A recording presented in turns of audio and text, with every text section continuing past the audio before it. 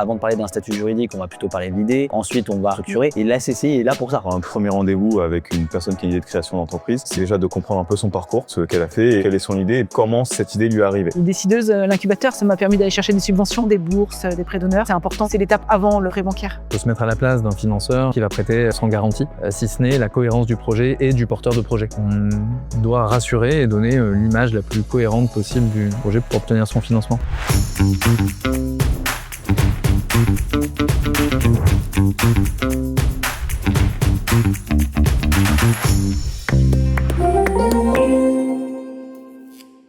Créer son entreprise, c'est souvent une aventure personnelle. Une idée, une envie, un déclic.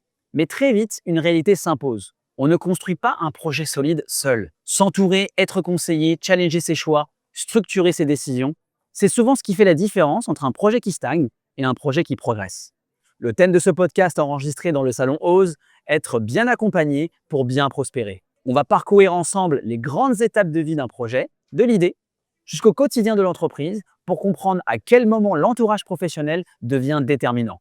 Autour de cette table aujourd'hui, Jean-Luc Sirot, conseiller entreprendre à la CCI Nice-Côte d'Azur, qui accompagne les porteurs de projets dans la structuration de leur parcours entrepreneurial. Florent Méronnet, directeur associé et expert comptable chez Number, spécialiste de l'accompagnement des dirigeants dans la durée. Et enfin, Céline Maurice, entrepreneur accompagnée dans le cadre du programme Les Décideuses, actuellement à mi-parcours de son projet Keyades, une plateforme innovante, multi-expertise et conseil en accompagnement pour les TPE et PME. Avec eux, on va parler de se lancer, de construction du projet, de financement, de lancement, mais aussi du quotidien de l'entrepreneur, de l'isolement du dirigeant et de l'importance d'un entourage pour durer. Bienvenue dans CCI Talk. Merci à tous les trois de participer à ce dernier podcast de la journée. Je vais me tourner vers Jean-Luc pour la première question. Oui. Quand une personne vient vous voir avec une idée aujourd'hui, quels sont les premiers points que vous vérifiez avant même de parler, par exemple, du business plan ou toute la partie un peu technique, un peu méthodologique d'un porteur de projet?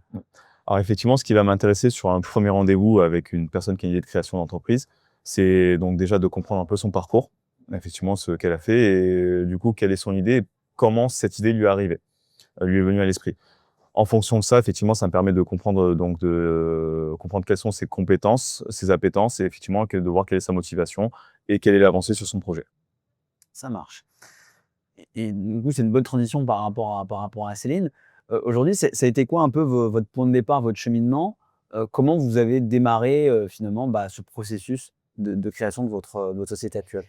Moi, j'avais une première idée, en fait, de créer Qui-Aide.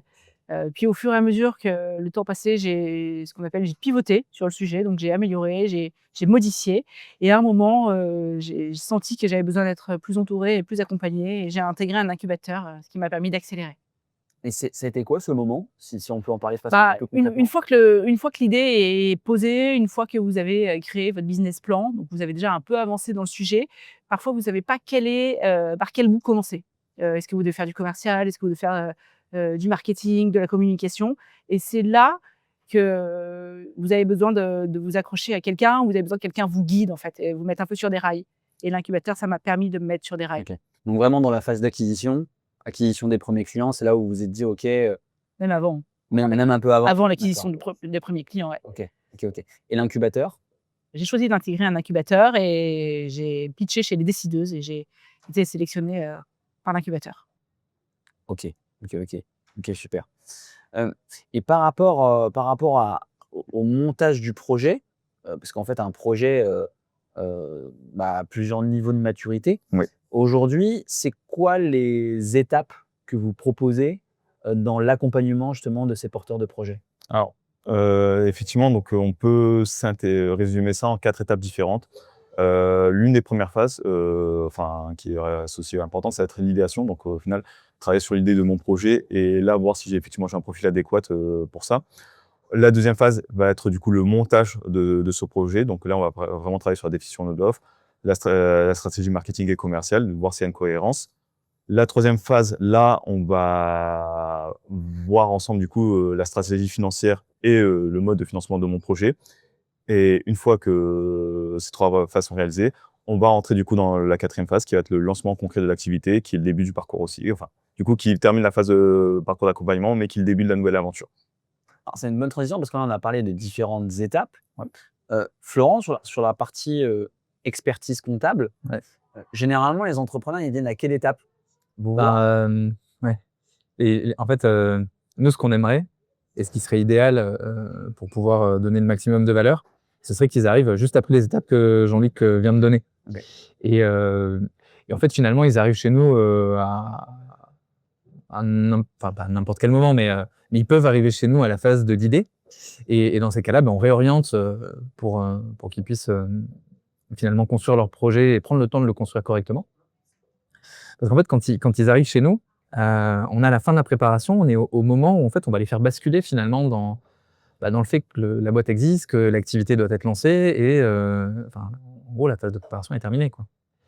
Donc, Pourquoi c'est important, pardon de vous interrompre, mais pourquoi c'est important justement d'avoir validé ces étapes-là quand on vient vous voir, quand on vient voir un cabinet de comptable? Pourquoi? En fait, quand les gens viennent nous voir, ils ont des questions très structurantes en fait pour la suite et des choses qui se changent pas aisément. Notamment, par exemple, le choix d'un statut juridique. Si le business model n'est pas encore posé, si les hypothèses chiffrées sont pas faites, c'est quand même compliqué de se positionner sur le bon choix de structure. On va également les accompagner sur la partie de recherche de financement en finalisant le business plan sur la partie financière avec eux. Et en effet, si le business model n'est pas posé à la base, les hypothèses qu'on va mettre à l'intérieur du plan de financement du plan de financement et du business plan sont pas finalement ont pas suffisamment de fonds pour derrière aller chercher un financement qui correspond au projet. Donc en fait, il faut que le projet soit bien monté pour qu'on puisse délivrer ces 2 étapes-là qui sont cruciales pour la suite du projet finalement. Sans faire un cours, mais pour celles et ceux qui nous écoutent, si on doit poser un exemple concret, donc le business model, c'est le modèle économique, est-ce que vous pouvez donner 2 exemples de modèles économiques qui ne vont pas donner justement la même structuration juridique, même dans un même secteur d'activité? Un peu difficile la question, mais on peut prendre le temps de répondre. C'est pour qu'on comprenne un petit peu vraiment l'impact que ça peut avoir. Si on prend une activité, je vais essayer de répondre Alors, je pensais peut-être du coup. si tu as un truc, dis-moi. Je pense développeur web seul ou à plusieurs ou avec un intégrateur. Ah oui, typiquement, donc je suis dans le dev web. Je vais partir sur une activité de traiteur versus restaurant, mais ça marche aussi, ce sera le deuxième. On fait les deux. Les 2 marchent en fait. On fait les deux. Donc c'est trop bien. Je suis seul, je suis dev. Je veux lancer ma structure. Pour me lancer, j'ai besoin d'un ordinateur, d'une connexion internet. Je travaille de chez moi. Très bon exemple. Enfin, prestataire de service, indépendant, freelance, ça peut parler à beaucoup de gens. Ouais. Ici, le chiffre d'affaires prévisionnel va avoir une importance capitale. Par contre, les besoins en termes de financement sont pas énormes. Et tout le contexte, sans donner le cours du coup, mais tout le contexte de la personne va déterminer le choix de sa structure juridique finalement. Donc, chiffre d'affaires plus le contexte. Si je veux monter un business en mode ESN, c'est-à-dire je vais chercher des clients et puis je fais travailler des consultants, soit salariés, soit en sous-traitance.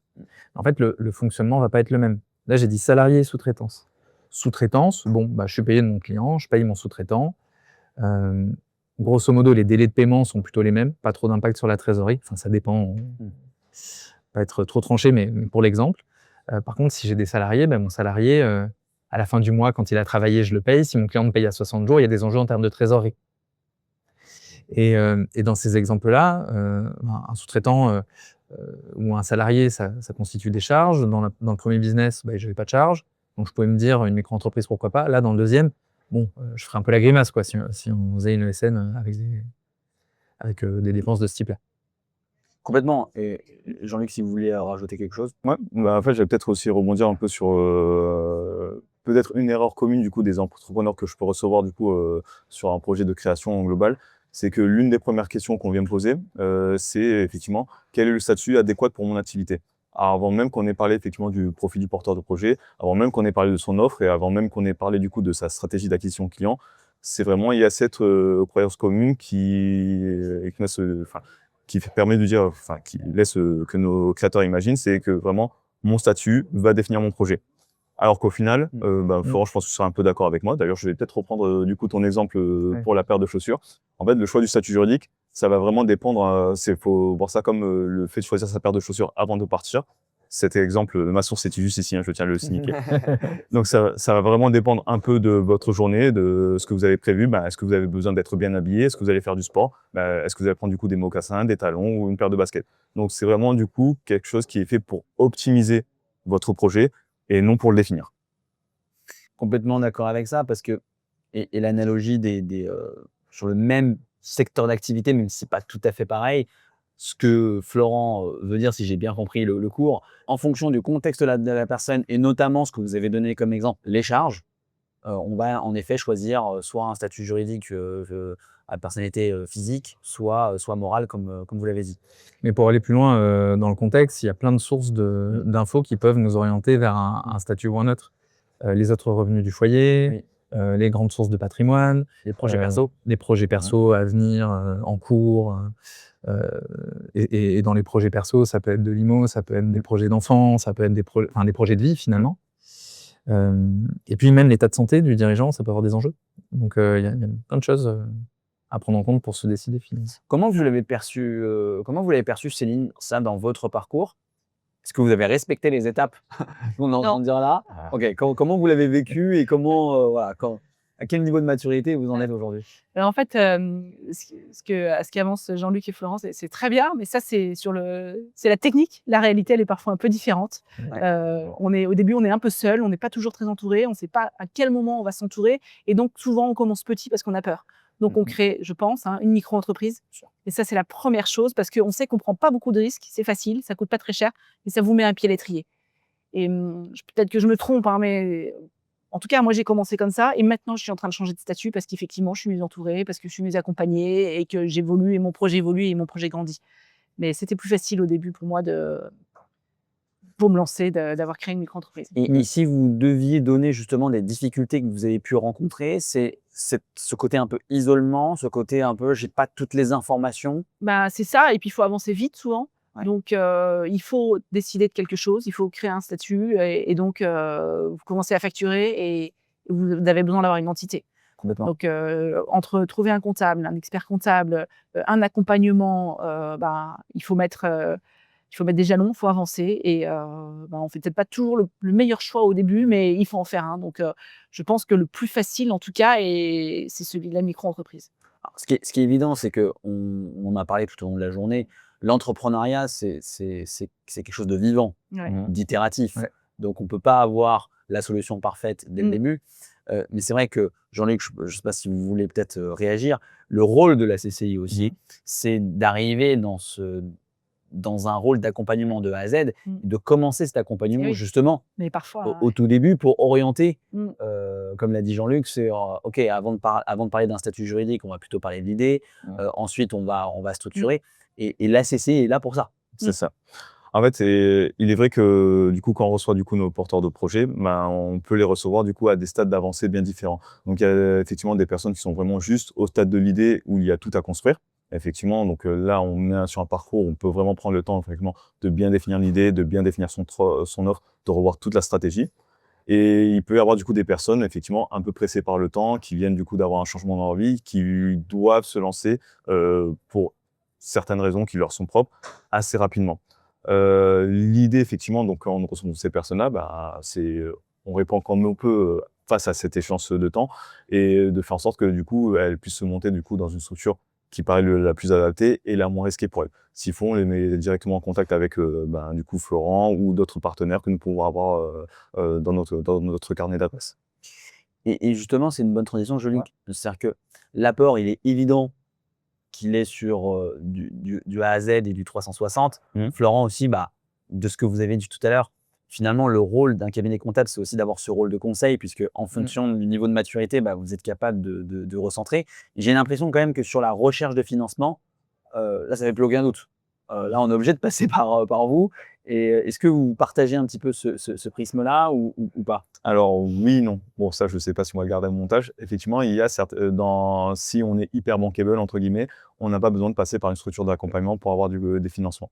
Maintenant, sur des projets, entre guillemets «classiques», ça va rassurer effectivement, les financeurs si la personne a été accompagnée, en amont par son projet et si du coup, le prévisionnel a été, validé du coup par une structure d'accompagnement ou par un expert comptable. OK. Comme je vous disais, ça permet du coup aux financeurs de se consacrer davantage sur le fond du projet, de voir un peu quels sont les critères, pour prendre sa décision, plutôt que se consacrer sur la forme. Est-ce que du coup, c'est le bon montant mis dans la bonne case?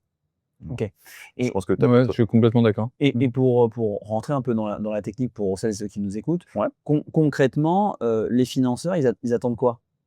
Heu, Comme élément dans le prévisionnel, voilà, on va rentrer, hein, un petit peu dans des éléments techniques dans le business plan. C'est quoi les 5-6 critères qui sont importants à faire valoir, auprès de ces financeurs?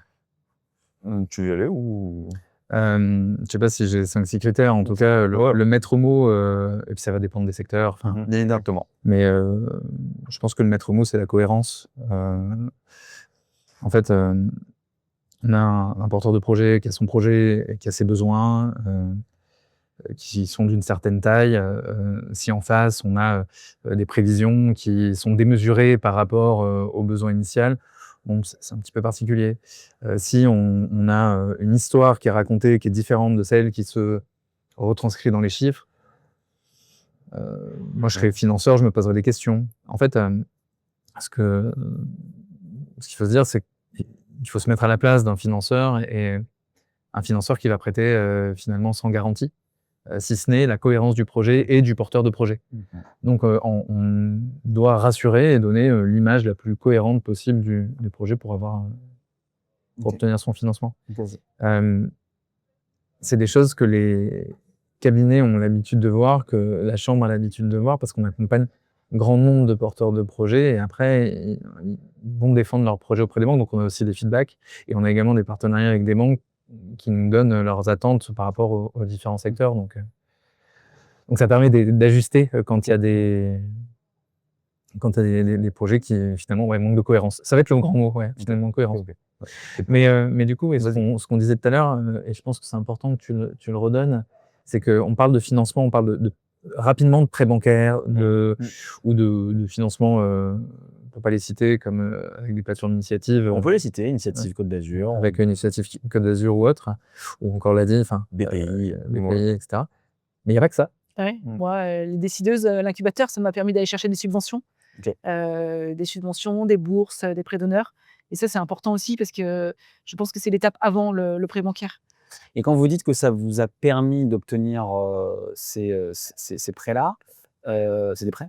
Non, c'est des subventions. Pardon. Ça m'a pas permis d'obtenir, ça m'a permis de me présenter quelles étaient les différentes subventions qui existaient OK. et les différents, OK. voilà. Donc l'incubateur a un rôle plutôt d'acculturation Ouais, bien sûr. et de montée en compétence sur les différents dispositifs qui étaient disponibles et ensuite après vous, Exactement. vous avez Ouais. pu en bénéficier? Oui, OK. oui, j'ai pu en tout cas, postuler pour prétendre à ce type de subvention. OK. J'ai monté des dossiers, j'ai pu être accompagnée par, les décideuses, si besoin pour monter mes dossiers et après, c'est moi qui vais toute seule, chercher mon financement, ouais. OK. Et aujourd'hui, du Mmh. coup, c'est une bonne transition. Quels sont les partenaires, clés que vous avez, dans votre quotidien? Que ce soit en termes de cabinet, en termes de CCI, en termes potentiellement, voilà, de subventions, de partenaires, financeurs. Mmh. Comment vous êtes entouré aujourd'hui? Alors moi, je suis entourée, aux décideuses, on a des mentors. Moi, j'ai une mentor, Laure Carladou, qui est une chef d'entreprise, de la région PACA, qui m'accompagne, régulièrement, qui me challenge, qui me permet de structurer mon projet et ça, pour moi, c'est essentiel parce qu'elle m'apporte vraiment beaucoup au quotidien et puis j'ai aussi, la directrice de l'incubateur qui, qui nous guide quand on a besoin et puis effectivement, l'expert comptable. Et ça aujourd'hui, en termes de bénéfices, Ouais. pour votre société, Mmh. hem, vous en tirez quoi comme bénéfice au quotidien? Bah, ça m'a permis d'accélérer considérablement. Jamais j'aurais pu, parcourir ce chemin, en si peu de temps. Super. Et je vais me tourner, vers Florent parce que vous avez un rôle qui est pas facile, dans le sens où, voilà, il faut réorienter, les entrepreneurs, voilà, en fonction de leur niveau de maturité. Comment vous arrivez à accompagner les dirigeants justement dans la durée, au-delà, en fin de compte, des obligations comptables? Mmh. Hem, Donc, nous, ce qu'on fait, c'est qu'on fait basculer un créateur d'entreprise, un porteur de projet à un statut de jeune créateur d'entreprise. On le fait basculer dans la réalité de l'entrepreneuriat par les actes qu'on réalise. Et après, le boulot de base du cabinet, c'est de faire les déclarations fiscales, sociales des entreprises, tenir la compta, faire le bilan, envoyer les liasses fiscales. Mais ça, c'est un métier de base.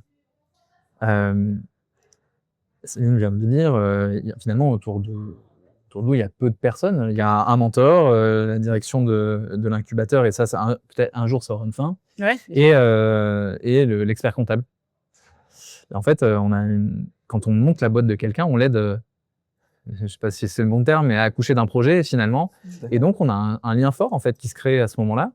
Et on devient un partenaire du chef d'entreprise. Et tout au long de la vie de l'entreprise et tout au long, je l'espère, de la vie du chef d'entreprise et de ses différentes activités, finalement, on va l'accompagner. Et moi, j'ai une personne que j'accompagne depuis 10 ans et c'est l'exemple typique de tous les moments de vie qu'on peut vivre avec.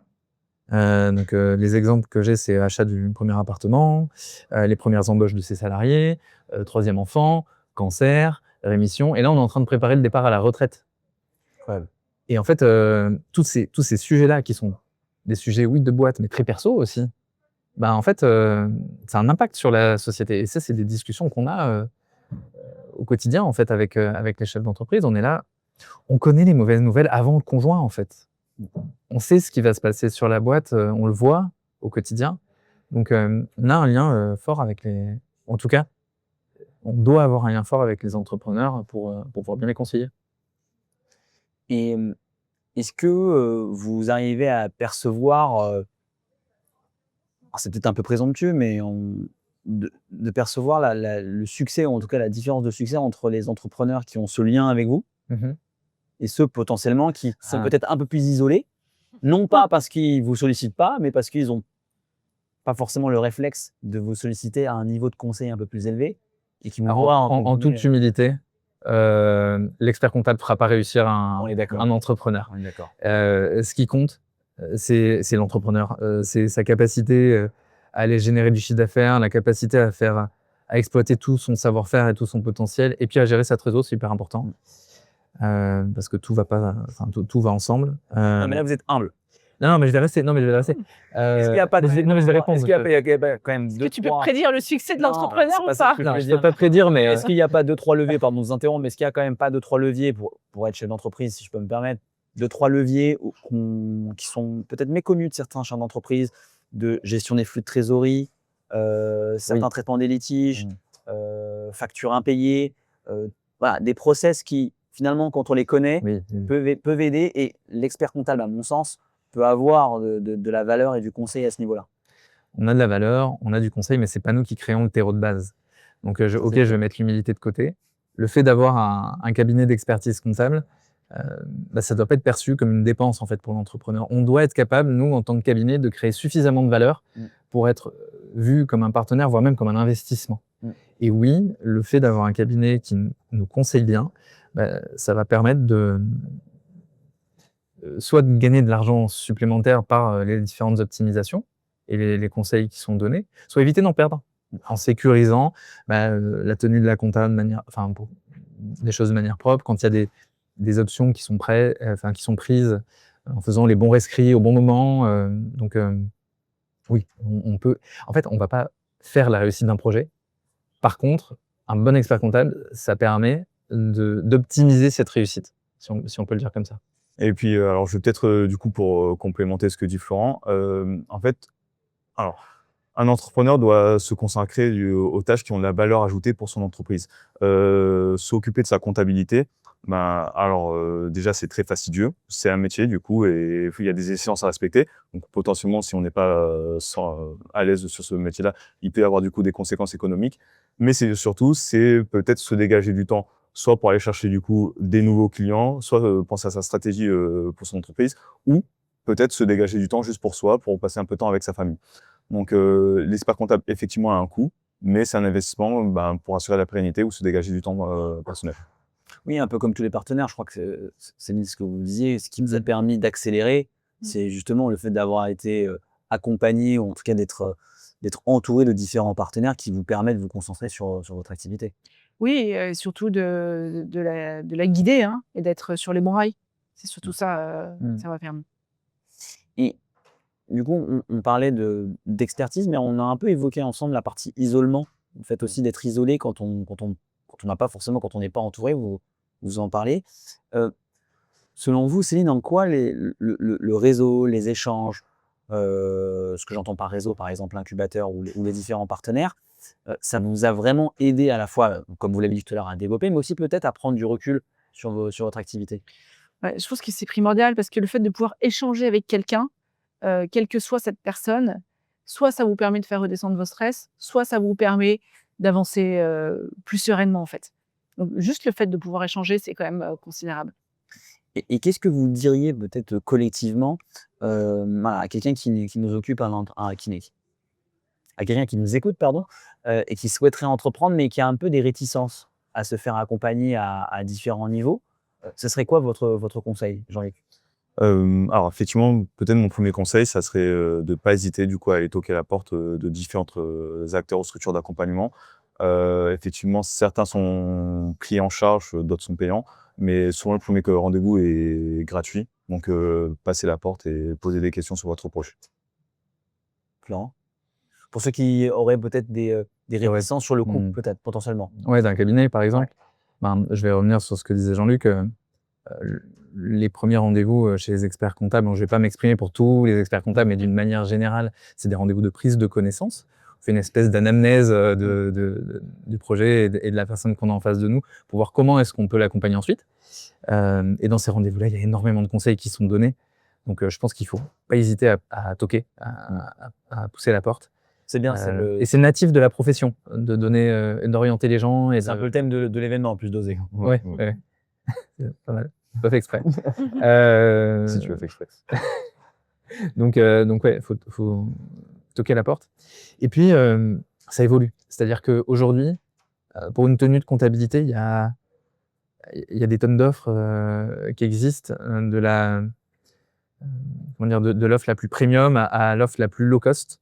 Et donc, il faut trouver le besoin, faut trouver chaussure à son pied, quoi. Donc, moi, je dirais qu'il faut ouvrir. Et puis, pour aller un peu plus loin sur l'entourage, on parle de l'entourage du chef d'entreprise, et on pense souvent, bah oui, à l'expert comptable, au banquier, à l'avocat, aux accompagnants, aux mentors, etc. Et on reste dans la boîte, là. Sauf qu'en fait, quand on monte une boîte, c'est un projet de vie. Et dans un projet de vie, bah, il y a aussi la famille, les entrepreneurs qu'on a autour de nous, le réseau qu'on arrive à se constituer. Et je pense que ça a énormément d'importance. C'est vrai que quand on monte sa boîte, si on ne fait pas cet effort de mobiliser les forces qu'on a autour de nous, bah, potentiellement, on peut se retrouver seul et avoir ce sentiment d'isolement dont on parlait tout à l'heure, qui peut être difficile. Et à contrario, on peut aussi le voir comme une étape, en fait, finalement, de la création de la boîte. Ouais, je pense qu'il faut aussi, bien se renseigner. Ça, c'est essentiel. Il faut comparer. Il ne faut pas hésiter à comparer parce que, entre 2 experts comptables, bah, on peut avoir un feeling avec l'un et pas avec l'autre. Et ça, c'est vraiment essentiel parce que, on va y passer du temps avec son expert comptable. Donc, autant bien s'entendre, hein, c'est un plus. Bah, Je veux dire. Non, mais c'est un fondement. Oui. Donc, il y a ça et il faut comparer. Il y a des incubateurs, il y en a plusieurs. Il y en a qui sont faits pour vous, il y en a qui ne sont pas faits pour vous. Et mieux vous êtes renseigné, mieux vous avancez. C'est vrai que je voulais clôturer cet épisode un peu avec cette question-là. C'est qu'on a compris l'importance de s'entourer. On a aussi compris qu'il peut y avoir beaucoup de sollicitations, beaucoup d'acteurs différents qui proposent plus ou moins par moment la même chose. Et en effet, ce serait quoi le conseil essentiel pour bien s'entourer? Parce qu'on a compris qu'il fallait s'entourer, maintenant, comment on fait pour bien s'entourer? Donc Céline a apporté un premier élément de réponse. Je ne sais pas si vous voulez compléter autre chose. Et voilà. Moi, je crois que comparer, c'est essentiel et avoir un bon feeling, un bon ressenti, c'est très important aussi parce qu'on n'a pas 2 fois l'occasion d'avoir ce premier contact et si on sent bien dès le début, alors je pense qu'il faut y aller. Ouais, je suis plutôt d'accord. En fait, à nouveau, c'est un projet de vie. Et quand on mène un projet de vie, et surtout un projet de vie très lié à un besoin de liberté, quand on entreprend, on le fait. C'est un des buts premiers qui est recherché. Ben, on veut entreprendre en se faisant plaisir. Et donc choisir les personnes avec qui on bosse, pour avoir confiance en elles, je pense que c'est essentiel.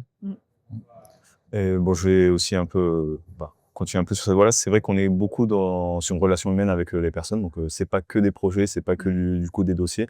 Alors, même si paradoxalement, je me souviens plus du coup des projets que des noms, mais bon, ça, c'est ma méthode technique. Et effectivement, derrière tout ça, il y a des personnes.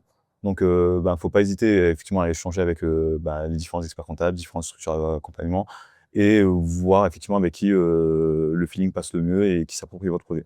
Même si, du coup, on va venir peut-être ajouter un petit élément un peu plus en plus là-dessus, c'est qu'il peut y avoir du coup des structures qui sont davantage spécialisées dans certains domaines que dans un autre. On se connaît tous au final, donc passer la porte par exemple de la CCI ou passer la porte de la BGE ou passer la porte du coup de Positive ou d'autres associations sur Nice, effectivement, si vous n'êtes pas dans le domaine de compétences, ils n'hésiteront pas à vous réorienter vers la structure adéquate. Et moi, je voudrais me permettre, même Ouais. si je vous pose des questions, je voudrais me permettre aussi un conseil et vous me direz si vous êtes d'accord. Il faut oser aussi et ne pas avoir peur de se tromper.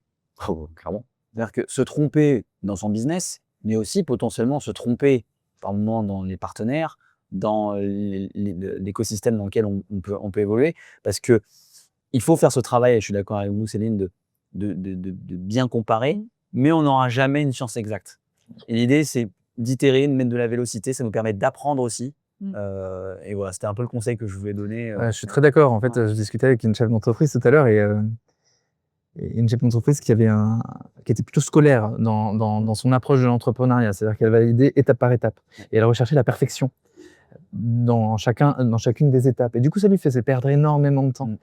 Et ce qu'on se disait, c'est que finalement, son offre, elle sera jamais parfaite pour tout le monde et qu'elle le saura pas tant qu'elle l'aura pas mise sur le marché, qu'elle aura pas testé, itéré, pris les retours des clients pour continuer de progresser.